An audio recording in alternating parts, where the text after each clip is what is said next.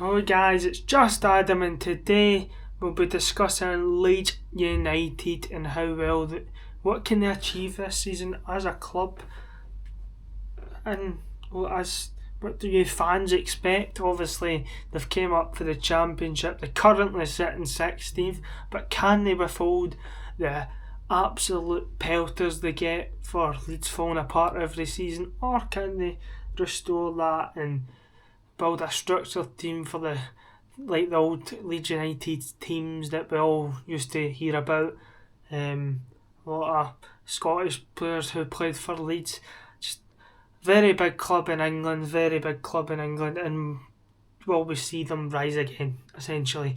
If you enjoy this kind of content, remember to subscribe to the channel, leave a like, and put in post notifications, and go to my other socials and let's bang right into it.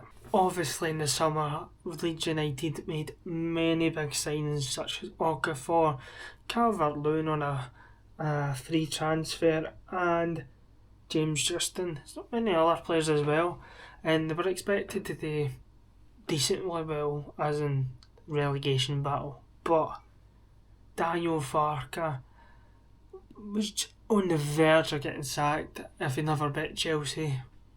But he bet Chelsea in the style of football that it's like you like to see small teams win. Small teams, but not a small club, win. The way they done it was very good, very good. Chelsea didn't look up to it. Maybe it was because they played 10 men against Arsenal and it's just drained them. But that's probably not an excuse when you're making that much money. Leeds, the tempo of the fans and everything was just energetic. What they were doing as well, it was just very good football. And then they drew 3 each against Liverpool. And obviously I've done the video about Salah, but the way they kept coming back. It's Ellen Road itself, it's a powerhouse. If you don't know about Ellen Road, you don't know about football.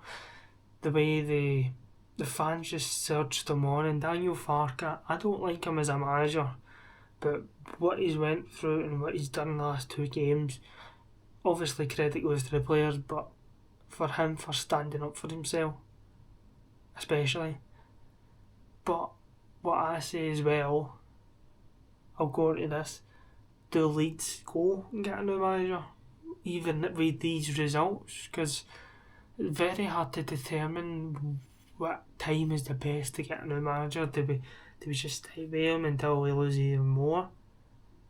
Because they could go against Brentford and absolutely fuck it. We don't know. So I'll get more into that and I'll talk about what can Leeds bring in January to bolster their plans, essentially. Obviously, guys, under the 49ers owners, we in Scotland we know how they operate, and we've seen it previously at Leeds United and obviously the 49ers itself. Obviously I'm not the biggest fan of NFL, but I like the Super Bowl. Even though fucking advertisement, man, get them out. Honestly, man, advertisements ruin that sport.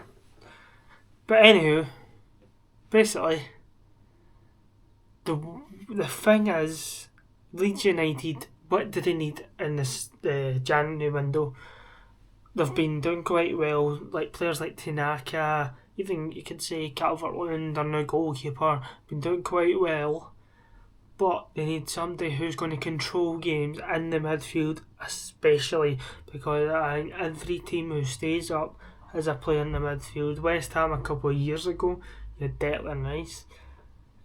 Obviously, the players are very rare, but if you give a good scout, if you have a lot of money like the 49ers, get good scouts, get a good midfielder in, but don't splash it on somebody stupid and who's just there for the brand.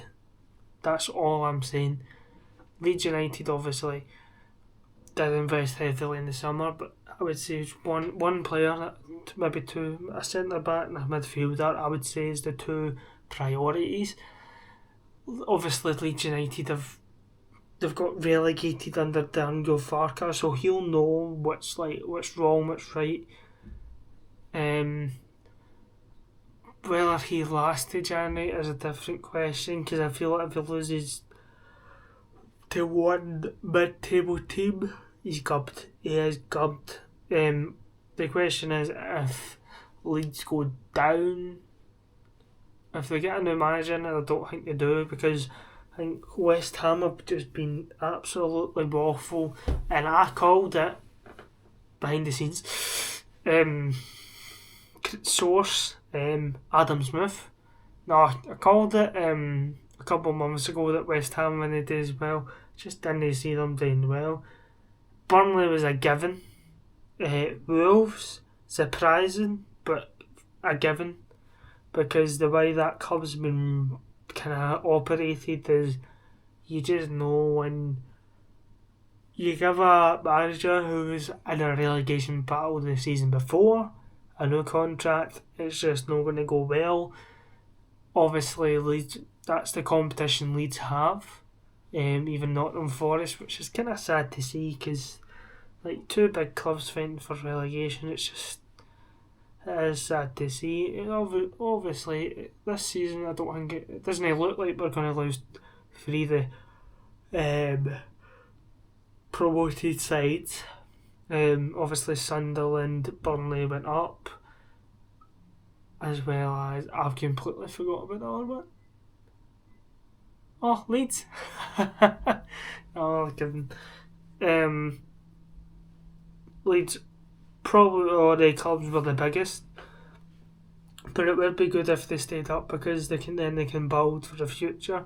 Obviously, the better Leeds do, does that shadow over Rangers because the 49ers, or does that actually make them better, because then they're like, well, we've done it with Leeds, we go to Rangers, you know what I mean? So it's a bigly one for Parag Marathi, especially. This just depends on if they invest, because the football they play, Daniel Farke plays, is very, you know what you're getting with Daniel Farke. Some people don't like it, like me, but some people love it, Leeds fans. It's going to be very exciting to see if they can do well. I predict them to finish 15th, 14th. I think they'll get a couple of wins. I don't know if Daniel Farke will be manager though, so we'll have to wait and see with that. But you know him, if he gets sacked for the Leeds job, he'll get a good job in the Championship. That's his level. And so if you enjoyed this video, guys, remember to leave a like, subscribe to this channel, and put in post notifications. I hope you have a great day, and goodbye. Adios, amigos.